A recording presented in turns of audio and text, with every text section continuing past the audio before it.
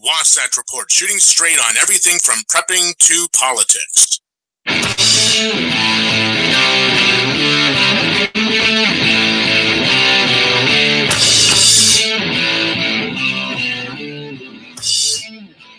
Howdy, everybody, and welcome to the Wasatch Report. I'm your host, Suzanne Sherman. You've tuned into the Cerberus Radio Network, where we defend liberty and freedom from the flames of tyranny. Today is Monday, January 14th, year of our Lord 2019. Joining me in our cyber studio is Greg Junkbond Carpenter. Jeff Johnson is at the control panel. He'll be joining in once he gets all the levels situated. I want to remind you, you can follow us on Facebook, facebook.com/Cerberus Radio Network. Our fan page is CRN. Follow me, Suzanne Sherman's The Wasatch Report radio show as well. And let's see, we have a Radio Co. app that you can listen to that plays our content 24/7. We have some amazing shows you can listen to. Even if it's something that wasn't recorded within the past 24 hours, the shows are always timely. We do not focus on the daily goings on of the dog and pony show over in the swamplands of Mordor. We have the Mark and Suzanne show, Revolutionizing Radio. Case in Point. I have a new Case in Point episode coming up with our good friend and historian, Dave Benner. We're going to be talking about Fletcher v. Peck and Martin versus Hunter's lessee. Pretty obscure cases, but they have monumental ongoing impact in the transformation, the systematic dismantling of our federal constitutional republic. Mike Meharry from 10th Amendment Center also has some of his podcasts on there, as well as Shift Gold. You know what, Jeff, we need to get that file because I did recently appear on the Shift Gold podcast. I'd like to get that file up on our network. I'm sure they will have no problem with that. Greg Carpenter has some amazing few minutes. They're not very long. They're called Liberty Minutes. Some great episodes of that. And this week he will be debuting 2 episodes, Thursday and Friday. The Spy Who Loves Liberty. Also, my episodes of the Wasatch Report are on there. Jeff Johnson did an episode of The Paradigm Shift not too long ago, and Daniel Bailey even showed up and got one on the books, The Bailey Report. So we've got a lot of stuff going on for you to listen to, some really, really solid content. Follow us. We have a SoundCloud page. You can download everything. It's free. Please share. Please follow. We are getting so many great responses, but again, we're up against the limitations, the parameters of the people that are running social media, these tech giants. We are not saying stuff that they want us to say. So while they haven't banned us yet, they don't make it easy for us. So sharing, make this organic, word of mouth. Please tell your friends. That is the only way we're going to be able to continue doing this. Let's see. I have a couple quick announcements I want to make. This afternoon, I'm headed down into Salt Lake City, and I'm going to be appearing at Ready Man Media with my good friend Jeff Kirkham. I'm going to be sharing, I don't like to talk a lot about my personal life on my shows. I'm going to be sharing a story of something that happened to me when I was in college. It's a story about survival, and it's something I've never shared publicly. Only a handful of people know about this incident, but I decided it's time to, particularly given the stories I shared on the last episode or two. We had a woman in Tooele County who was kidnapped and held for 2 weeks. I also shared the story about the woman who went to investigate noise in her home. She was unarmed, found an intruder, and she was bound and at the mercy of the invader of her home. So I'm going to be sharing something along those lines. I think you'll find it interesting. I encourage you. They broadcast Facebook Live. It will be at 6 p.m. Eastern time, and I'll make sure we also share that. So I think it'll be a very powerful show. I'm looking forward to doing that. And let's see, on January 26th in Salt Lake City at the Utah State Capitol, March for Life Utah will be holding a pro-life rally. So I want to share that event with you as well. We had some excitement out here the other day. We had a shooting, unfortunately, in Murray at the Fashion Place Mall. I go there frequently, and sometimes people that I'm with don't appreciate that I am open carrying a firearm. The argument being that it's not necessary in a place like a mall, and to that I always say, it's like a parachute. If you don't have it and you need one, you're going to really regret it. This happened just yesterday, I believe it was. 2 people were injured, and there were 3 suspects. This is out of Fox 13 from Salt Lake City. 3 suspects at this time are wanted following a shooting in the Fashion Place Mall Sunday afternoon. The article says that the Murray police said the shooting was possibly gang-related. They were looking for 3 people who fled in the mall in light-colored hoodies or sweatshirts. 2 people were wounded. Police detective told reporters that a man and a woman in their 20s were taken to Intermountain Medical Center. The man was in critical condition. The woman was taken to a hospital in serious condition. Jeff, you and I were talking about this. Welcome to the show, by the way. And we were talking about the usefulness of a tourniquet. We saw a man making a tourniquet with what he had on hand, and that was he was using his belt. Tourniquets are really small. If you're a woman, it's really easy to put one in a purse. Guys, they're pretty small. I always, if you have an IFAC, your own first aid kit, always keep something like that in it. It's really small. You don't have to, it doesn't take a lot of weight, and it can really save a life at some point. Getting back to the article after that quick aside, police and mall officials said the shooting happened just outside the mall's east side. Witnesses and videos posted on social media recorded bangs and people running inside the mall. I want to share with you a tweet from a person that is Ermelia Fanaline. And she was one of the organizers for the March for Our Lives anti-gun violence in March. That was March. As she said on Twitter, I am currently hiding as the police look for the shooter. I am in the mall. I am terrified. This should never happen. Well, you know what? You are never, ever, ever going to take the guns away from the criminals. If you had been prepared instead of being an unarmed sheep, you wouldn't have to be terrified. You could find a place, hide. No one's saying you have to get into the fight and go and find these guys, but wouldn't it be nice to have the ability to know that we are not, as we talked about last week on the article, why surrender is never an option, why we are not at surrender level 4 when your survival is completely out of your control. Be armed. I had a neighbor in California one time tell me, well, it would really be nice if we had gun control so we could level the playing field. I said, the only people that are going to be leveled are the ones without the guns. They're the ones that will honor and obey the gun laws. The criminals won't. What you're talking about has the exact opposite intention, effect of what you want to do. So, again, these people say the same thing. They clamor for more gun control, and they revel in their perpetual victimhood. Do you guys have anything you want to contribute on that? Because after that, I'm going to get into 2 laws that are proposed here in Utah. Go ahead, Jeff. Oh, okay. I was waiting for you. Okay. I figured that's what happened last time. So I remember we sat there just waiting for each other to answer, and it was a little bit of dead air. And I'm that big pregnant pause there. Good thing when I put it up on SoundCloud, I can edit that out. It all sounds like we're ready to go. Anyway, one thing is you really touched on it, Suzanne, that especially for ladies, it's really easy for you to carry a small IFAC. If you just have a good trauma dressing, a tourniquet, maybe one, what is that? The quick clot gauze. You want to use gauze. You don't want granules because the granules, they have to debride the wound with that. With the gauze, they just pull the gauze out. So that's an aside for everyone out there. If you're going to buy it, buy the gauze, not the granules. And if you have in there a couple of occlusive dressings that will seal a chest wound so they don't suck in air, so they get a pneumothorax for those that speak English. So just a few things. It doesn't have to be a big pack, just enough that you can handle the major bleeding and possibly save a life by having those things in your purse. And those are small enough you can carry in your purse. And then for guys, it really does become an issue with how you carry it. Most men don't wear fanny packs. The other thing too is just to reiterate, there's a difference between first responders and immediate responders.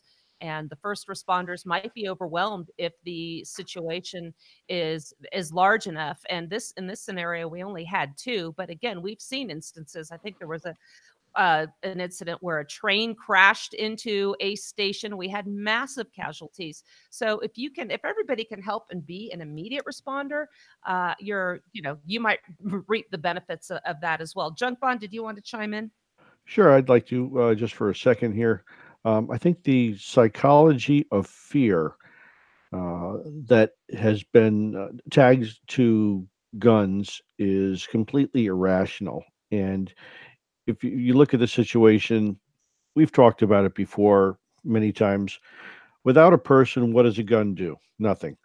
Without a person, what does a butter knife do? Nothing. Without a person, what does a piece of paper do? Nothing. It takes people, nutcases, to actually use these different tools in different ways. And you're right, you're not going to stop the criminals from getting guns because they are, by definition, criminals and they break the law. See, the law is irrelevant to criminals. It's the people that are law abiding people that feel bound by the law and obligated to obey the law, and they'll do whatever they have to do. And they think that in this case, as in some other ridiculous cases, that if they are going to be the ones, they can't fathom the fact that somebody else is not going to obey that law. Think about all the people that buy cars and exceed the speed limit.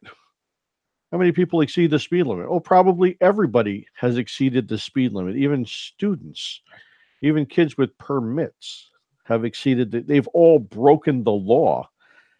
And how many people go back and continue to break the law? It doesn't stop people from exceeding the speed limit.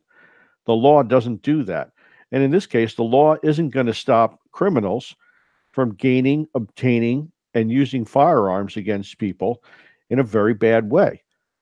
The only logical thing that you can do is be ready, be prepared to defend yourself when necessary, be prepared to defend others as necessary.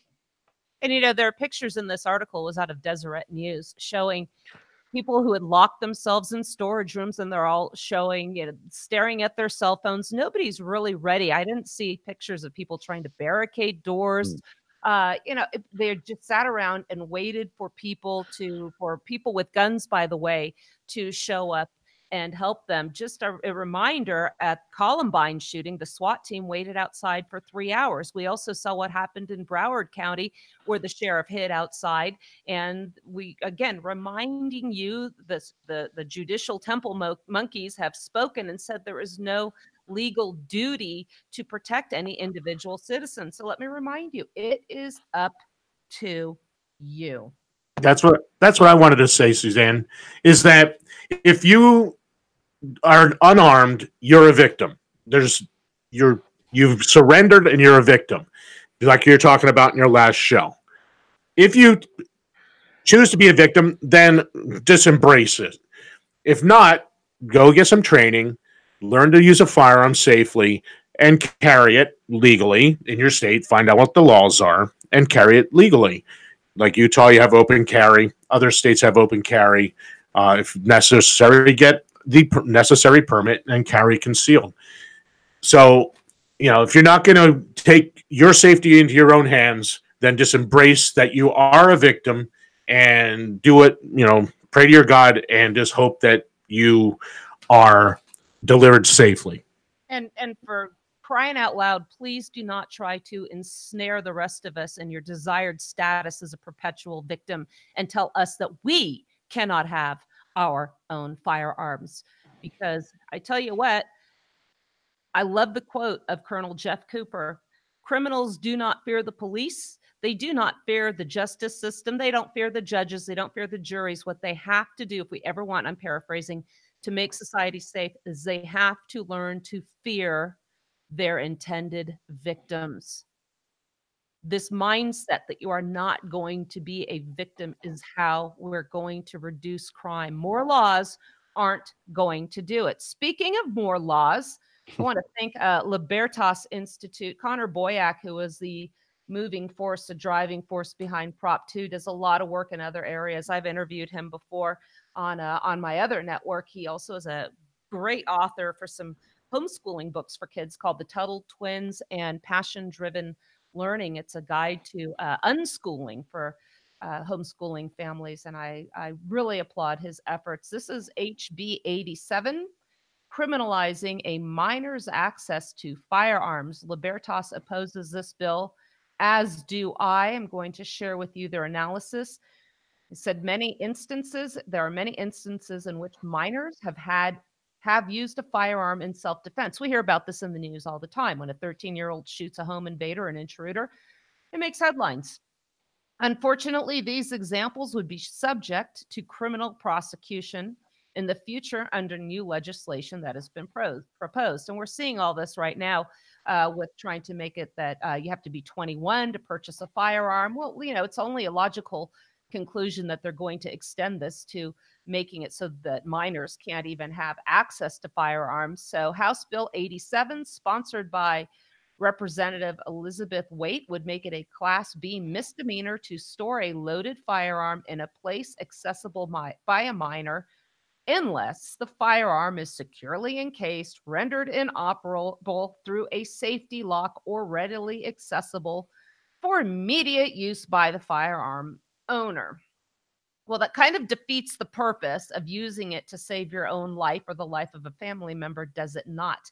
But these people don't care about individual safety and preparedness. They care only about the collective. That's my analysis right there I'm throwing in. Going back to the article here from Libertas, the responsible use of firearms and their storage in the home is an important consideration for anybody wishing to acquire a gun, but there are a number of other weapons which minors might access as well, and firearms need not be singled out. It is unreasonable to criminalize firearm accessibility while leaving knife accessibility unregulated. There's actually an outdoor expo that was here, and I almost was subject to arrest by open carrying in there. There was no notice outside the door, as is required by state law. And the organizers, a Washington-based company, said, well, we want this to be a safe environment for kids. And never mind, there were guns all over the place that were for sale. And there were taxidermied animals that many would say, you know what, that shows violence. We don't think that's a safe environment for children. Obviously, I disagree with that. But, subjective opinions, this is a slippery slope here. Be that as it may, there were a plethora of razor-sharp knives within reach of any child or anybody wanting to check them out, or if they desire to cause harm. And guess what? If you're unarmed, you're going to be much more vulnerable. Just a little aside note. Going back to this article, even if they did lock up the weapon, the bill would possibly allow prosecution of parents if they tell their children how to access a gun safe. Because if the children can access it, it's not really secure. And if the bill does permit such situations, it would render the entire bill useless if minors know how to circumvent the secure encasement in the firearm whenever they want. Responsible education is key, as is public policy that treats dangerous weapons consistently as opposed to singling out a single type, as in this case, we have firearms. Here's the other thing, too. A 15-year-old is more than capable, and we've seen cases of 11-year-olds that successfully thwarted home invasions, burglaries, because they had access to a firearm. This can get really crazy. So let's say your minor successfully uses a firearm to thwart an attack inside the home or on the property. You could be subject to criminal prosecution because of that. There was actually a case in Canada where a homeowner did just that, and he was charged because they said he had access to his firearms in a manner that made it impossible to conclude that they were stored in a manner that was in compliance with the law. How crazy is that? The bottom line is, this is your home. It is up to you to determine how you want to store your firearms and how you want to prepare your minor children, young adults, to defend themselves. This is, again, criminalizing lawful behavior. Go ahead. I'm just amazed at how stupid this is. I really am. I go back to the concept that a gun is just a tool, and a rifle is just a tool. It can't do anything without a person behind it, right? So if you want the kids to learn to respect how to use something, you lock it away from them where they can't ever get to it and can't see it, can't handle it, can't understand it. Is that really what you want? And if you're in a situation where that child is the only one who can save your life because there's a home invasion, you're just going to turn over, roll over, and just everybody be a victim. I'm just amazed. I'm just amazed. When I was growing up, I was watching TV with my parents, and they had I guess he was a celebrity security expert, and he was on one of those news magazine shows. And he was a New York City police detective. And he was saying his advice to parents, if somebody broke into the home, I will never forget this. He said, the hardest message I have to convince parents is if a burglar breaks into your home, just leave. Don't try to get your children out of there. Just run and go get help. What? This was on a national, pardon my French, television show. And this was his admonition to parents. Leave your home leave your children vulnerable in the hands of somebody who's proven themselves by virtue of breaking into your home unlawfully, and go find help somewhere else. They condition us. The media is complicit in conditioning us to become victims. I have another gun bill, but I'm not going to get into it now because we have a lot of things to cover, and that one's not nearly as important. Looks like we have a political prisoner. We had another one out here in Utah, Bill Keebler. He was sentenced by the feds with the assistance of an FBI confidential informant. This one here, Utah gun rights activist, faces felony, firearms, and drug charges. This is an article out of the Deseret. Utah Gun Exchange co-owner. I actually broadcasted from Utah Gun Exchange when KTALK was in the process of moving. Brian Melchior, he helped organize the counter rallies to March for Our Lives demonstrations. You saw with that little pencil neck and that dweeb. Yeah, his little skinhead buddy Gonzalez going around. Well, this guy, they shadowed these people. He said, I'll just read the article here. It's from the Deseret News here. The Salt Lake City, the co-owner of Utah Gun Exchange, who went on the road last year in a military-style armor vehicle. I love that use of the words. Just want to tell everybody. The March for Our Lives rallies and town halls along the Florida coast. He faces felony, drug, and firearms charges. I'm going to get into this. I will tell you right now, this case stinks to high heaven, and this is the poster child for jury nullification. Brian Melchior of Sandy was charged Thursday in 3rd District Court with drug distribution plus 5 counts of purchase, transfer, possession, or use of a firearm by a restricted person, all 3rd-degree felonies. Officers served a search warrant on his home November 13th and found 30 firearms, quote here, more than a pound of marijuana, numerous THC products, and more than $36,000 in cash, according to charges. You know where we're going to go with that.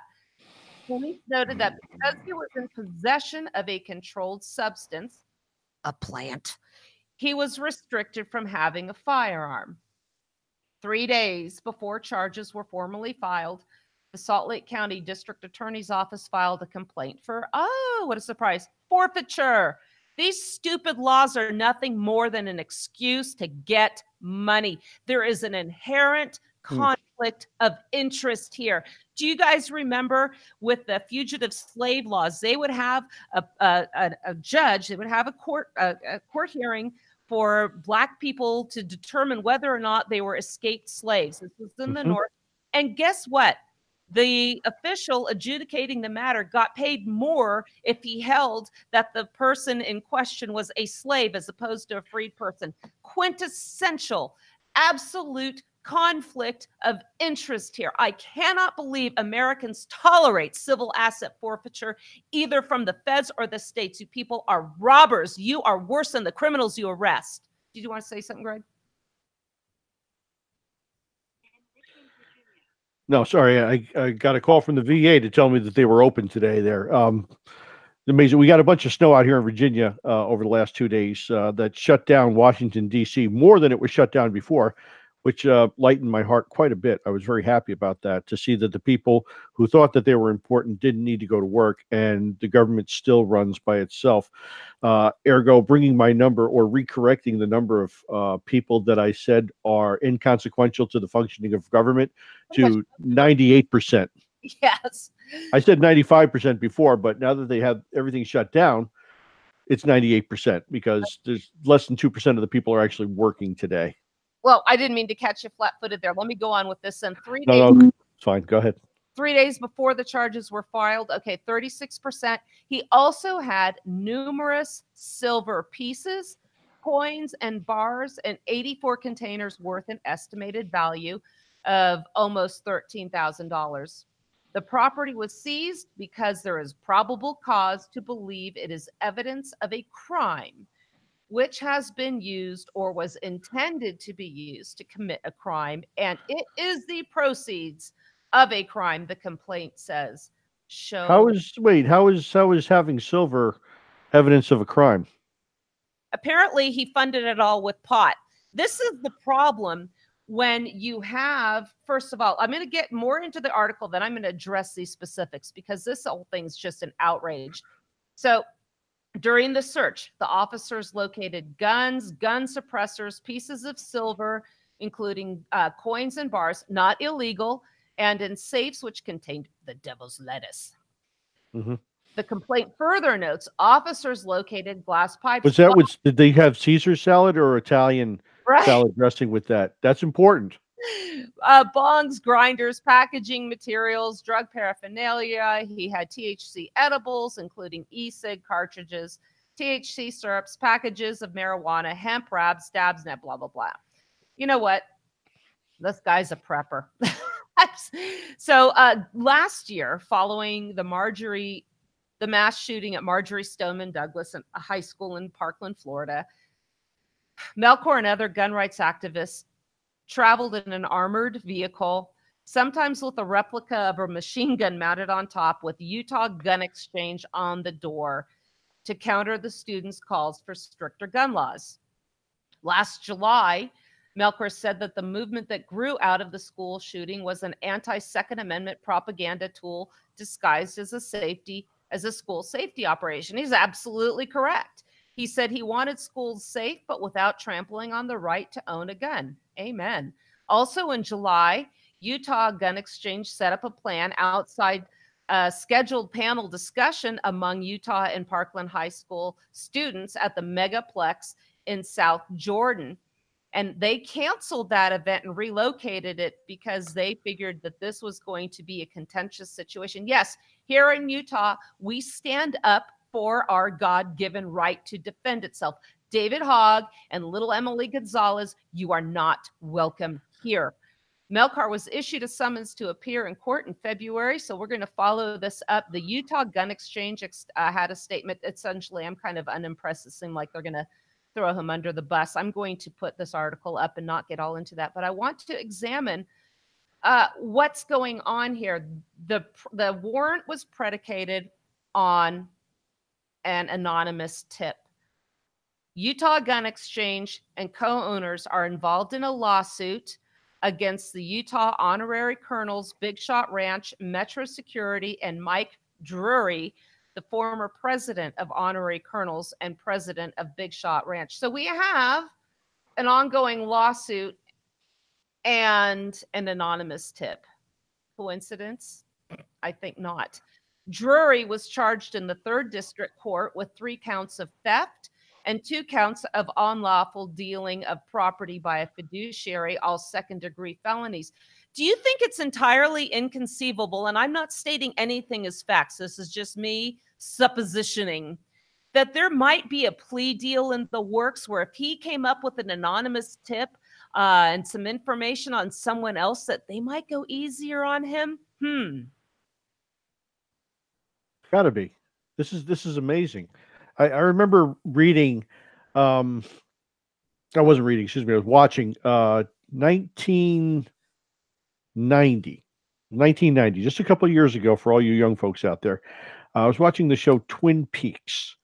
If you've ever seen that, it's a kind of like a science fiction cop, wacky, crazy sitcom of a serious show. I don't know how else to say it. But there's a cop in there, an FBI guy, and he says at one point, and this brings to mind this one quote that he had. He said, when several things happen, they seem to be independent. When several independent things happen associated with one point of inquiry, we must pay the strictest of attention. And in this situation, this is exactly what's happening. All these things that are coincidentally happening at the same time are in no way independent activities. Realistically, they can't be. And we can't sit back and let things like this happen, because one by one, anybody who does not conform to the mold is going to be the next person to be taken out, to be taken down, because you don't conform to the good citizen model that we can push over here. We have 98% of the people that are good citizens, and we don't have to keep an eye on them too much, and they're not going to bother us. And this is what it becomes. It actually is.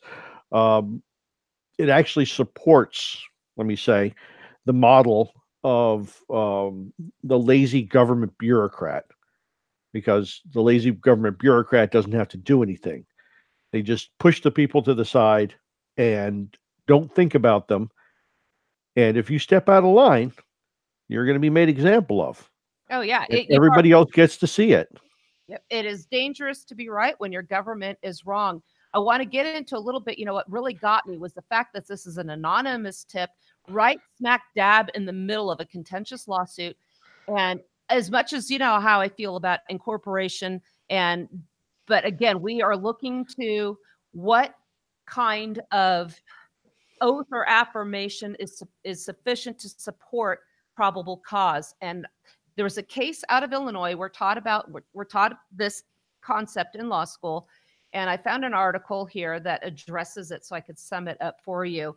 But there was a case called Illinois versus Gates.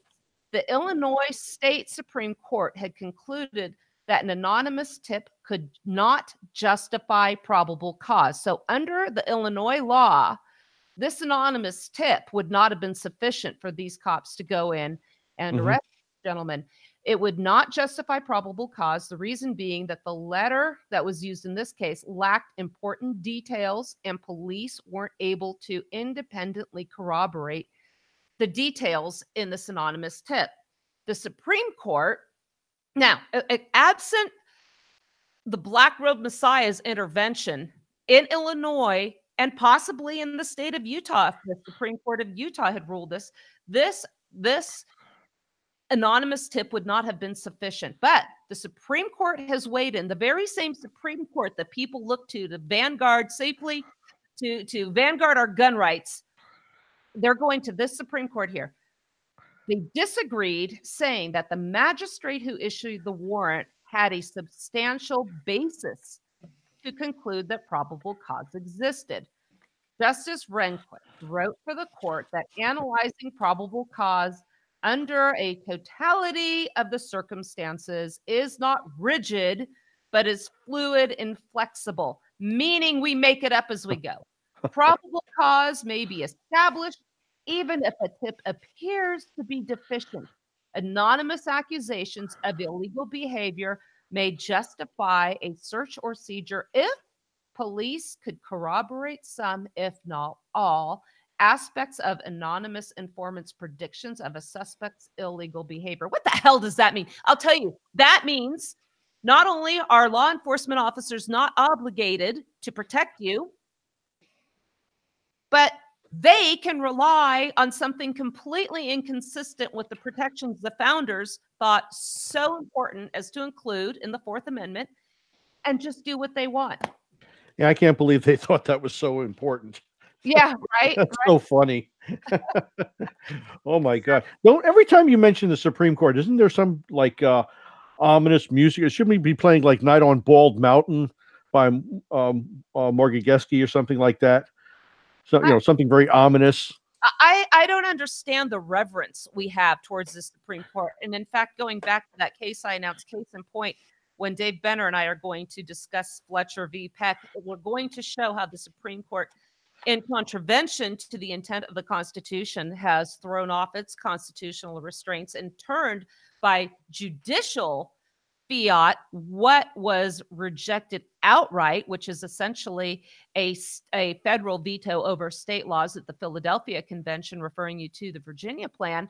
The only difference, that was proposed that Congress could have the veto, but the Supreme Court has just done exactly what Congress was denied the ability to do, and they took that power for themselves. So we have a lawsuit, we have an anonymous tip, we have civil asset forfeiture. Everything that is ugly about law enforcement is shown in this case here, and it's an absolute disgrace. So everything's working just as planned. Just as planned. As we make it up as we go along. Exactly. I want to share something else now. I received a letter. Greg, you and I were talking about this. You saw this post I put on my page, Suzanne Sherman's The Wasatch Radio Show, a Wasatch Report radio show. And it was an article that linked the opioid crisis to the involvement we have over in Afghanistan. The premise of the article, and I just said this was, I implied that this was worthy of thought and consideration, but I wasn't taking a stance one way or the other. I'm not there. I don't know, but we need to think about what we're doing there and why. Again, it wasn't an accusation of the military or blaming them for anything, but I got a letter. Yeah, you got slapped down pretty hard. Oh yeah, there were a few out there that were really outraged, but I want to share something that I got privately from somebody. I'm going to keep his name private, but I did keep the positive and negative. I think I took a couple off of there, but overall the discussion is as it was up there, and it is still on my page. Suzanne, this is so-and-so from so-and-so. I'm a federal employee / federal agent that works to get drugs off the street. Not sure why you are against all government employees. Never said I was, but your last post bothered me. I'm a patriot, former Marine, Border Patrol agent, and Coast Guard officer. You're going to love this one. He drank the Kool-Aid. Oh, yeah. I think he had an IV. Before you go on, let me just clue people in. If you don't know who I am, the people in the federal government, in the intelligence community, said I was the guy who made the Kool-Aid up at NSA. So just keep that in mind going forward here about what my contribution to this conversation is going to be. Excuse me. Yes. And that's why I'm so glad you joined us today. Here's the last sentence of the first correspondence, and you're going to love it. Not all government employees want the government to control our lives, but we do need paychecks. Wah, wah, wah, wah. Cry me a river. Seriously. So let's pick this apart. My response was that I'm sorry you don't like the post, and I completely understand if you don't want to follow my page. I wish you all the best.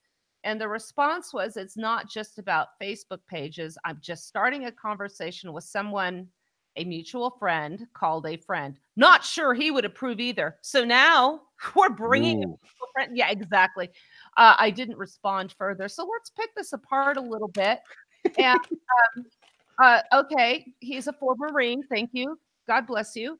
Border Patrol agent. Okay, so Border Patrol, Federal Border Patrol is unconstitutional according to the Constitution as ratified. You, sir, have taken an oath to uphold the Constitution, not the one that they made up, but the one as ratified. And he works hard to get all drugs off the street. I do not thank you for that service. First of all, we are adults. People can choose what they want to put into their bodies. We saw what happened with Prohibition, right? Exactly. See how well that worked? Yeah. Look at my article, 10th Amendment Center published it, Parchment and Plants, What Prohibition Can Teach Us About the Drug Wars. This gentleman is doing more harm than good and virtue signaling and his indignation and, again, attributing sentiments that I have never said before, that all government agents are bad. I did not do that. I want to, let's pick apart, what is a patriot? What exactly is a patriot? What is a nationalist?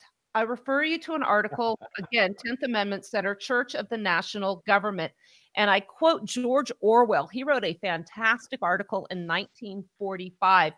Going to quote this paragraph for you, and we're going to be very clear, and then we're going to get into a little bit of cyber stuff because we got Junk Fund here. We're going to take advantage of his knowledge and presence.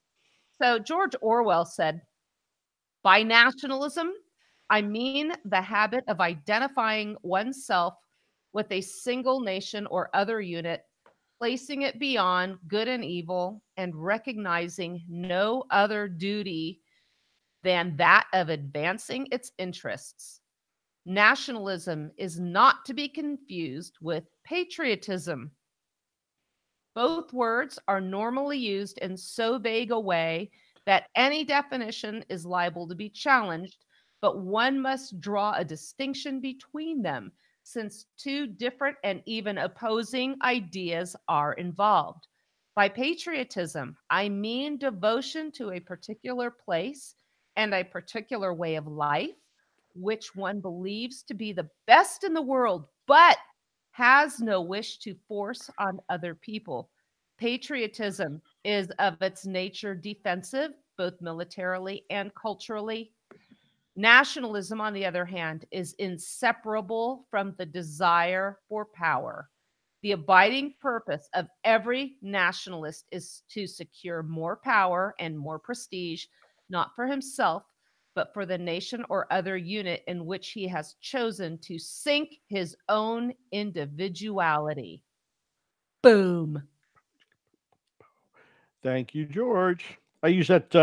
I like to use that definition, and I've used it several times in discussions with people. I keep it actually on my phone, and when I go out to big government places to talk to people and do stuff, I bring that up. I said, "So, are you a patriot or are you a nationalist?" And they always say they're a patriot. I said, "Well, let's take a look. This is what Geo says." And I read that to them, and you get this sinking look in people's face, like they just aged 65 years, and their eyes are sinking into their eye sockets, and their face starts to wrinkle, and they get this horrid look on their face, like, wait a minute, I'm that imperialist that we used to read about back in 5th grade when we talked about American imperialism. And I can't. How do I deconflict this feeling in my own body now? It's very very telling to people that will sit and listen and take the time to think about it. well, I love that clause also that they have chosen. He's chosen to sink his own individuality. And isn't that exactly what nationalism does? It Yes. subjugates the individual for the Mhm. collective under the auspices of keeping people safe vis-a-vis gun control, vis-a-vis the prohibition, the Marijuana Controlled Substances Act. This is crazy. This is not patriotic. I do not appreciate your efforts. So, essentially, you're welcome to not follow, but I don't apologize for what I say. We talk about this all the time, that you might not hear stuff that makes you comfortable or reaffirms your beliefs on this network. In fact, our intention is to do the exact opposite and to make you think. Our founders network, our founders show, the paradigm shift. He named it that for a reason. We want to change your thinking. The thinking we have here that you are a federal agent working to keep drugs off the street and we should feel sorry for you, I do not. I was a federal agent for a few years too, I and still like you. yeah, and I'd have what's that? I still like you. Oh, thank you. And I was a counterintelligence agent. I was keeping the bad guys from getting access to classified government programs. But over time, I came to the realization. I was saying to myself, why is the government actually doing this program in the first place? This should be like an academic thing. Academia should be interested in this. This has nothing to do with, quote, national defense or national security or whatever it is. It has nothing to do with anything. And why are we doing this? And why are we doing? And I started to break down in my own mind my usefulness, number one, and then number two, was I actually engaged in and doing a job that is an appropriate job for someone to do in the national government? And I came to the conclusion that no, this actually was not a job that someone in the national government should be doing. And I'm sorry, unlike lots of people out there, I resigned. I left it. I'm on private endeavors now.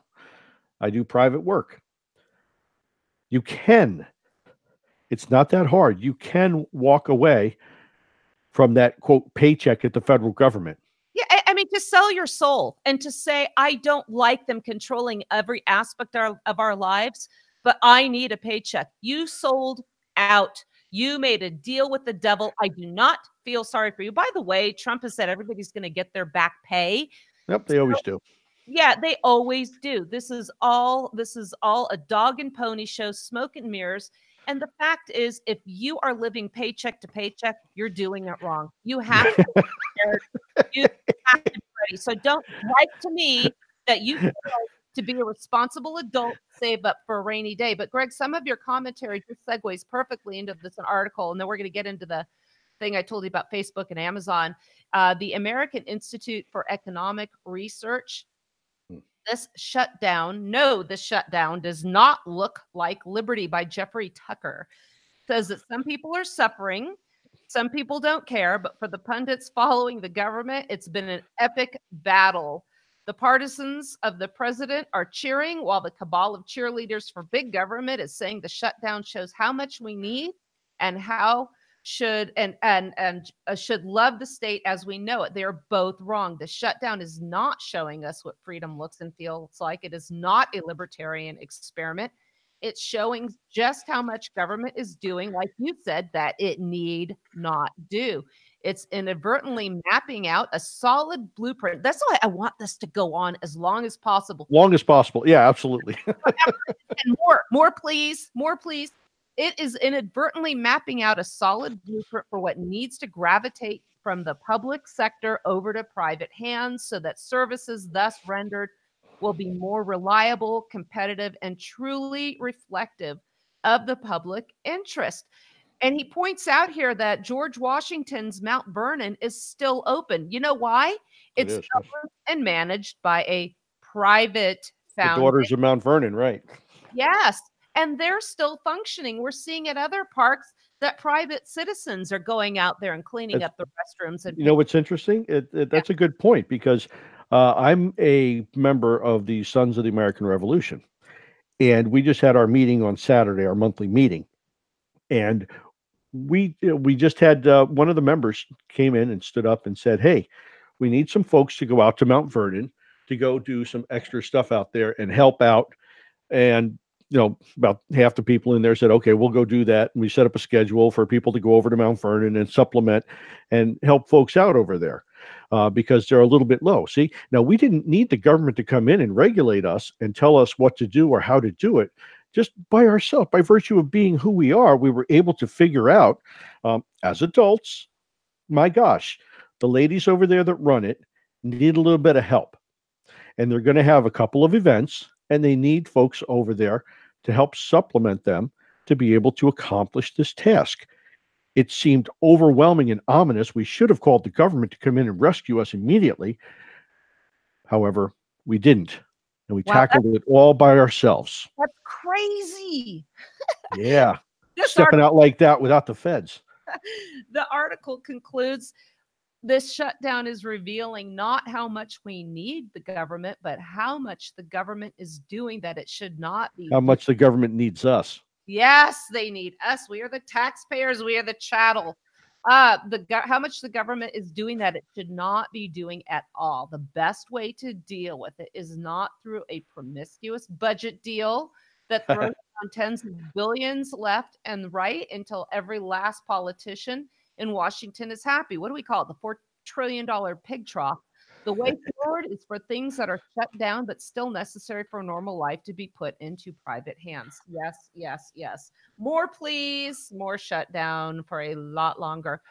I was telling you guys, let's change this up a little bit, because I want to talk about the other day. I was checking my email when I got up, and I got a notice from Amazon. We've changed your password pursuant to your request. Congratulations. No, and so it was a .ru. Russia, right? Russia. Russia. It was a .ru email extension. Sure. And the thing is, when they change your email, all correspondence to them is off. If you try to reset your password, then they have that. I'm wondering now, can they access my credit card? How Yes. significant is this? Yes. So the first thing I did was contacted my credit card company. No charges had been on there. Amazon, to their credit, I will say, has a customer service number where you can call and a human being actually answers the phone. Oh, stop. I'm not kidding. You'd think this was fake. Could you understand them? A Pakistani? But I don't care. They might be in Pakistan. They were in Russia. Oh no. What's the stands over there in Russia? Tajikistan, Kyrgyzstan. Yeah, there you go. It might have been one of those folks. To their credit, they fixed everything, reset. But I realized, oh my gosh, because I live out in the middle of nowhere, as everybody knows, how easy is it for me? Last week I was doing one of those tub cleaning cycles on my washing machine. Water all over the floor. It turns out the gasket was broken on my machine. Guess what? I got that replaced. I got the parts from Amazon. They have records of all this stuff I've used in the past. I could just simply reorder. And I realized, just like when I end up in the Facebook, 30 days in the hole, I'm up to 30 days now every stint, how hard it is to keep in touch with people. Everything we have, I think we have just signed over. Remember the days when we had our little Rolodexes and our address books? We couldn't be separated from our friends by these tech giants or hackers. So we are really vulnerable in this stage. And it really highlighted that for me when this happened to me. But I was delighted, and I will say that they did a great job of fixing that. That's so very nice of them to assist you in that way. Sometimes it doesn't. You don't have such a happy, they all lived happily ever after story. Right. Sometimes it takes a very long time to get stuff like that fixed. But I have to say it was resolved within a couple hours. That's great. Let me tell you why these things happen consistently, and it happens in large volumes too. And usually it'll be a .ru or a .cn for China. And these are not associated with the government, by the way. These are just associated with the mafia and criminal factions. What they do is they'll order something on your account. It'll be delivered, and you'll sit there and you'll look at it and say, "Oh, I don't know why that. I don't know what the heck that's all about." But it'll be something that you like or want or whatever. And then, so you'll probably keep it, right? And they'll go back into your account and say it's going to be returned. And they'll get a credit issued. Oh. They'll take that credit and remove it from your account, you see. And they'll have other stuff delivered to other people, then you'll never see it. And those things will be returned, but the credit gets there first, and the credit gets put into a card or in the account somewhere, and then they'll take that and they'll scrape that money off. And so you won't feel any pain yourself. All the stuff that you've purchased will be charged to your card, so you won't feel any pain. But everything that gets ordered will have an equal credit given to them, and then they'll receive all the money from that. It's a pretty common scam. So Look for things that are ordered that aren't delivered to your house. Interesting. I had my bank account hacked twice in the past few years. My Instagram, I stopped. Yeah, I'm concerned about your balance. Let me tell you, Suzanne. We'll put some in there. And apparently, it looks like you have a lot of silver. Uh-oh. Here, well, speaking of law enforcement and technology, I want to touch on this issue here about social media. This is an article from U.S. Law Shield blog, and it's about how social media can be used against you. This is pretty obvious for a lot of people, but given that we've had again, the situation with the Utah Gun Exchange out here. Facebook, Twitter, Instagram, Snapchat, many of these outlets have become a common part of our daily lives. But they ask, can one of your simple social media posts be used against you in court or worse, lead to your arrest? Yes. Sure. Of course it is. This guy that wrote the article is a former prosecutor, and he says the experience that social media posts are quite frequently used as evidence against people. Greg, I always say, what if it's set to only friends? How do they get in? Friends plus CIA. Okay, always friends plus Yeah, CIA. you won't see that text on there, but that's what it is. Oh, and they say So here, go ahead. so there's an agreement. So the government has the back door to all these accounts. There's really nothing hidden up there at all. As a matter of fact, the joke about the FBI not being able to get into the iPhone of the folks out there, I think they were in San Diego or something like that. Yeah, guess what? That's a lie. Don't fall for that type of stuff. Those guys, and the fact that they had to go to quote Israel to get somebody to hack the iPhone for them. So, if we have the greatest of greatest hackers in the world up at the National Security Agency, why didn't we go there? So it's all a bunch of garbage. Don't believe any of that stuff. They can get into that stuff. They can get into your social media. They can backdoor anything you have. Yeah, and the interesting thing is here, and we see this on Facebook all the time, especially with the so-called patriots and the patriot movements. They have the pictures of their guns. I had a lot more pictures of guns, but since I lost all mine in a boating accident, I've taken the pictures down anyway. So now I just have my little airsoft collection. But people have the pictures of their guns. And but yeah, your airsoft is going to be taken by ATF soon too. Exactly. How do you feel about gun control? Break into my house and find out.